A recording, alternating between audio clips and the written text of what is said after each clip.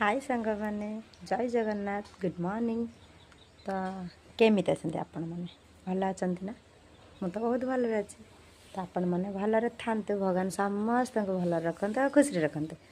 तो आज तो गुरुवार तो सेकेंड तो आम प्रथम गुरुवार सबकि कराई भोग राग कराई माण बसाई तो वर्ष खाली झटी फुटी पड़ी कलश बसची। तो बर्तमान मो सका कम सारिकी आमर खाई चकुली।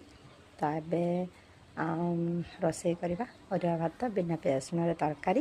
तो चलतु तो बर्तमान मु मटर सिझे देती बसई देती तो सिझुची। तो शाग करवा आज गुरुवार बिना पियाज रसुण। तो चलतु आरंभ करवा रोसे। ये मोर मटर बसची तो शाग मुझे जह्नी तो भाजी खाली शाग तो भल लगे सजना शाग। तो चलते रोसे करवा। तो कौ मानू अरुआ भात भल लगे प्लीज कमेंट करेंगे। सिंदूर लगे शायद नाकर लगी। तो ये अरुआ भात ठंडा प्रबल पकई तो ठंडा लगुच आपण मानू कहे। तो काली ठंडा पकई देती। तो चलते रोसे आरंभ करा।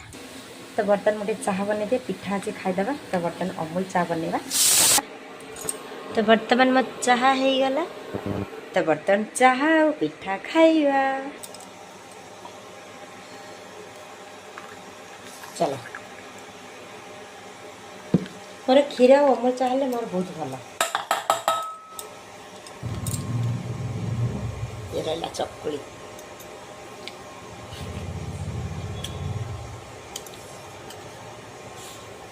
अरे अरे मो खाइबा खाइते खाइते मो भूली जाइए आपण माने मो झोटी देखा। तो आपण मैंने देखु आ कमेंट रे कहे मु आ माँ आम दीज मिसिकिना पकईचु एगुड़ाक मु पकई।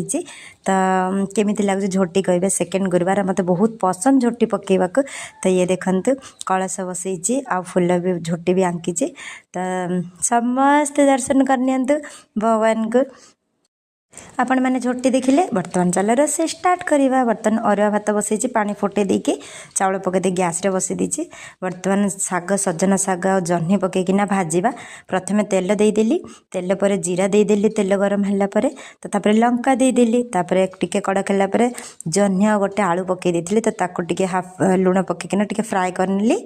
तो फ्राए करदेला तो एपटे देखो मसला सजाऊँ मटर आलू पाई। तो ये देखो फ्राए हो गला। तो यहाँ पर आम शाग पकईदे।